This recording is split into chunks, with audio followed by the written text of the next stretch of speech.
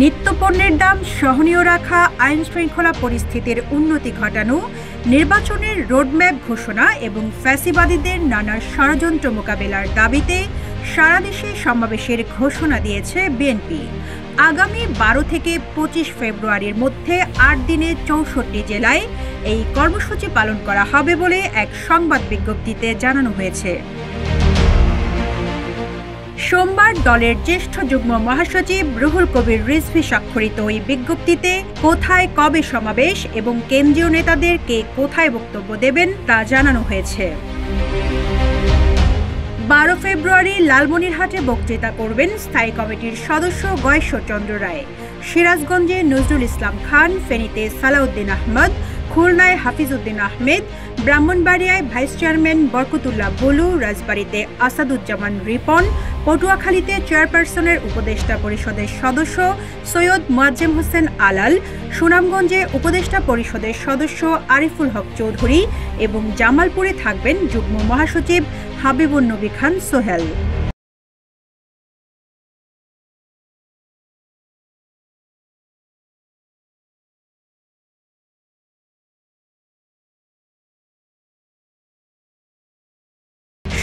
ফেব্রুয়ারি যশোরে বক্তব্য দেবেন মহাসচিব মির্জা ফখরুল ইসলাম আলমগীর। টাঙ্গাইলে স্থায়ী কমিটির সদস্য আব্দুল মঈন খান, মাদারীপুরে সেলিমা রহমান, চাঁদপুরে ভাইস চেয়ারম্যান আব্দুল আওয়াল মিন্টু, ঠাকুরগাঁওয়ে ভাইস চেয়ারম্যান শামসুজ্জামান দুদু, বগুড়ায় উপদেষ্টা পরিষদের সদস্য আব্দুস সালাম, মৌলভীবাজারে উপদেষ্টা পরিষদের সদস্য আরিফুল হক চৌধুরী এবং ভোলায় থাকবেন উপদেষ্টা পরিষদের সদস্য জহিরুদ্দিন স্বপন। 18 ফেব্রুয়ারি কক্সবাজারে বক্তৃতা করবেন স্থায়ী কমিটির সদস্য সালাউদ্দিন আহমেদ, পাবনায় স্থায়ী কমিটির সদস্য ইকবাল হাসান মাহমুদ টুকু, পঞ্চগড়ে ভাইস চেয়ারম্যান শামসুজ্জামান দুদু, কুমিল্লা দক্ষিণে উপদেষ্টা পরিষদের সদস্য জয়নুল আবদিন ফারুক, ঝিনাইদহে উপদেষ্টা আবুল খায়ের ভূঁইয়া, মানিকগঞ্জে জ্যেষ্ঠ যুগ্ম মহাসচিব রুহুল কবির রিজভী, হবিগঞ্জে যুগ্ম মহাসচিব শহীদউদ্দিন চৌধুরী অ্যানি এবং নেত্রকোনায় সমাবেশে থাকবেন যুগ্ম মহাসচিব সৈয়দ ইমরান সালেহ প্রিন্স।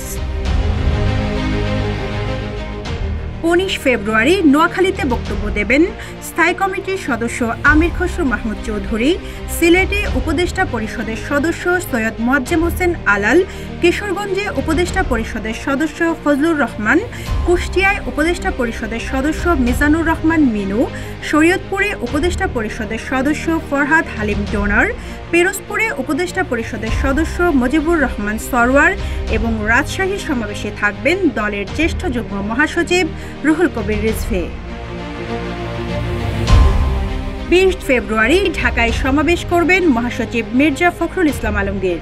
লক্ষ্মীপুরে স্থায়ী কমিটির সদস্য আমির খসরু মাহমুদ চৌধুরী, বরিশাল দক্ষিণে স্থায়ী কমিটির সদস্য সেলিমা রহমান, ময়মনসিংহ দক্ষিণে ভাইস চেয়ারম্যান আব্দুল আওয়াল মিন্টু, ফরিদপুরে ভাইস চেয়ারম্যান আসাদুজ্জামান রিপন, চুয়াডাঙ্গায় চেয়ারপারসনের উপদেষ্টা পরিষদের সদস্য আমানুল্লাহ আমান, নওগাঁয় উপদেষ্টা পরিষদের সদস্য মিজানুর রহমান মিনু এবং কুড়িগ্রামের সমাবেশে থাকবেন উপদেষ্টা পরিষদের সদস্য আব্দুস সালাম।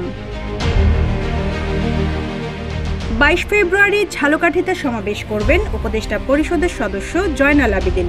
চট্টগ্রাম দক্ষিণে ভাইস চেয়ারম্যান আহমদ আজম খান, ময়মনসিংহ উত্তরে উপদেষ্টা পরিষদের সদস্য সৈয়দ মোয়াজ্জেম হোসেন আলাল, জয়পুরহাটে উপদেষ্টা পরিষদের সদস্য হারুনুর রশিদ, কুমিল্লা উত্তরে AHM মাহবুব উদ্দিন খোকন, বান্দরবানে উপদেষ্টা পরিষদের সদস্য আসলাম চৌধুরী, রংপুরে উপদেষ্টা পরিষদের সদস্য আবুল খায়ের ভূঁইয়া এবং নরসিংদীর সমাবেশে থাকবেন যুগ্ম মহাসচিব আব্দুস সালাম আজাদ। 24 ফেব্রুয়ারি মুন্সিগঞ্জে সমাবেশ করবেন স্থায়ী কমিটির সদস্য খন্দকার মোশাররফ হোসেন, বরিশাল উত্তরে স্থায়ী কমিটির সদস্য হাফিজ উদ্দিন আহমেদ, নড়াইলে ভাইস চেয়ারম্যান নিতাই রায় চৌধুরী, নাটোরে ভাইস চেয়ারম্যান আহমদ আজম খান, গাইবান্ধায় উপদেষ্টা পরিষদের সদস্য হারুনুর রশিদ, রাঙামাটিতে যুগ্ম মহাসচিব হাবিবুন নবী খান সোহেল, মাগুরায় যুগ্ম মহাসচিব আব্দুস সালাম আজাদ এবং নীলফামারীর সৈয়দপুরের সমাবেশে থাকবেন যুগ্ম মহাসচিব সৈয়দ ইমরান সালেহ প্রিন্স। 25 ফেব্রুয়ারি নারায়ণগঞ্জের সমাবেশে বক্তব্য দেবেন বিএনপির স্থায়ী কমিটির সদস্য মির্জা আব্বাস। গাজীপুরে স্থায়ী কমিটির সদস্য গয়েশ্বরচন্দ্র রায়, চট্টগ্রাম উত্তরে স্থায়ী কমিটির সদস্য ইকবাল হাসান মাহমুদ টুকু, বাগেরহাটে ভাইস চেয়ারম্যান বরকতুল্লাহ বলু, সাতক্ষীরায় ভাইস চেয়ারম্যান নিতাই রায় চৌধুরী, দিনাজপুরে উপদেষ্টা পরিষদের সদস্য সৈয়দ মোয়াজ্জেম হোসেন আলাল, মেহেরপুরে উপদেষ্টা পরিষদের সদস্য আমানুল্লাহ আমান, নীলফামারীতে উপদেষ্টা পরিষদের সদস্য জয়নুল আবদিন ফারুক, খাগড়াছড়িতে উপদেষ্টা পরিষদের সদস্য মনিরুল হক চৌধুরী এবং চাঁপাই নবাবগঞ্জের সমাবেশে থাকবেন উপদেষ্টা পরিষদের সদস্য আব্দুস সালাম।